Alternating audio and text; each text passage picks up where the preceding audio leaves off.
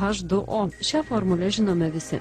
Formulė paprasta, tačiau už jos slepiasi dar daug pamažu vis praveriamų paslapčių.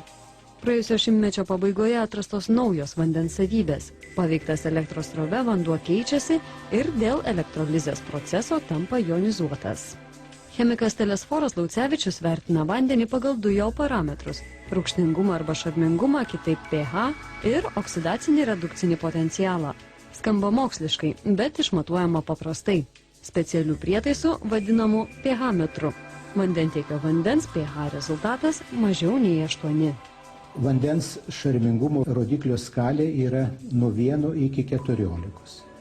Neutralaus vandens šis rodiklis yra teoriškai 7. Jeigu reikšmės svyruoja nuo 7 iki 14, tai šis vanduo yra šarmingesnis. Jeigu reikšmės krenta nuo 7 iki 1, šis vanduo yra rūgštesnis. Rūgštesnėme vandenyje daugiau rūgštinių vandenilio jonų. Šarmingesnėme vandenyje vyrauja šarminiai hidroksilo jonai. Kitaip tariant, deguonis ir vandenilis. Kodėl šnekame apie rūgštis ir šarmus? Todėl, kad anot chemiko būtent nuo jų pasiskirstimo organizme priklauso jo visa gyvybinė veikla. Idealiu atveju organizme vyrauja rūgščių ir šarmų pusiausvyra. Tuomet gerai įsisavinamos maisto medžiagos, normaliai vyksta medžiagų apykaita. Deja, šių dienų gyvenimo ritmas, šiuolaikinė mityba, prasta ekologinė situacija, užterštas maistas sąlygoja tai, kad mes visi esame nurūgštėję.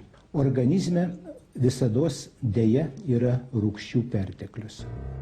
Organizme organų veiklą prastinančios rūgštinės atliekos kaupiasi kaip maistinių medžiagų skaidymo proceso šalutiniai produktai. Kad jas pašalintume, mums reikia turėti pakankamai šarminių mineralų – kalcio, magnio, natrio ir kalio.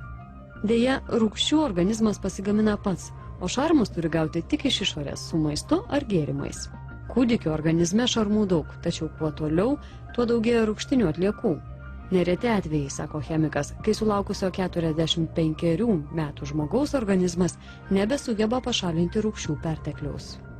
Priklausomai nuo to, kur tos atliekos susikaupia, prasideda įvairūs susirgimų simptomai.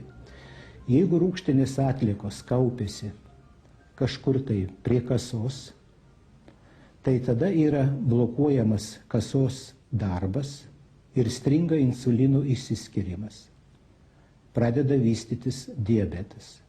Jeigu organizmui trūksta kalcio, kaip pagrindinio šarminio mineralo, kad jis galėtų neutralizuoti, nukenksminti organizme susikaupusias atliekas, tai organizmas šitas kalcis skolinasi iš kaulų.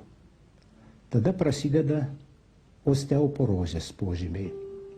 Pavyzdžių yra dar ne vienas. Net aiškinama, kad aukšto kraujospūdžio priežastis gali būti rūgštinių atliekų pavertimas į kietą būklę. Organizmas taip elgiasi norėdamas sumažinti jų kenksmingą poveikį. Tačiau tos kietosios dalelės – tai cholesterolis. Grįžkime prie vandens. Pamenate, išmatavome vandentiekio vandens šarmingumą. 8 balai reiškia, vanduo silpnai šarminis, jame dar daug rūgštinių vandenilio jonų. Kitas vandens parametras – oksidacinis redukcinis potencialas parodo, ar tiriamame skystyje yra ar nėra laisvųjų elektronų. Elektronai tai judėjimas, elektronai tai energija. Jeigu skystyje yra elektronų, tai šitas skystis yra gyvybingas ir jo potencialas yra redukcinis. Jisai yra matuojamas neigiamomis milivoltų reikšmėmis. Jeigu skystyje trūksta elektronų, to skysčio potencialas yra teigiamas. Ir šitas skystis reikalauja jį geriant, arba jeigu tokia terpė yra organizme, kadangi jam elektronų trūksta, jis reikalauja iš kažkur, kad šitie elektronai būtų papildyti. Todėl tas oksidacinis redukcinis potencialas ir parodo skysčio, šiuo atveju vandens, sugebėjimą arba atimti elektronus, arba duoti elektronus. Teigiamas vandentiekio vandens oksidacinis redukcinis potencialas rodo, kad šis vanduo siekia įsigyti laisvųjų elektronų. kas įvyksta išgėrus tokio vandens. Organizmą vyrauja šarminė terpė ir visos ląstelės yra apsuptos tarp ląstelinio skysčio, kurio potencialas yra neigiamas ir yra taip pat šarminė terpė. Organizmas gavęs šitokį vandenį, jis jo negali iš karto panaudoti gyvybinių procesų veiklai. Jis jį privalo pertvarkyti taip, kad jis atitiktų organizmo sandarai, kad atitiktų tiem parametram, prie kurių normaliai gali vykti visi organizmo gyvybiniai procesai. Ir organizmas su to susitvarko. Tačiau pagalvokim, kiek reikia įdėti energijos, kad būtų šitas vanduo pertvarkytas taip, kad organizmas galėtų jį įsisavinti. Deja, šarminio vandens, kuris atitiktų mūsų organizme esančių skysčių parametrus, gamtoje yra nedaug.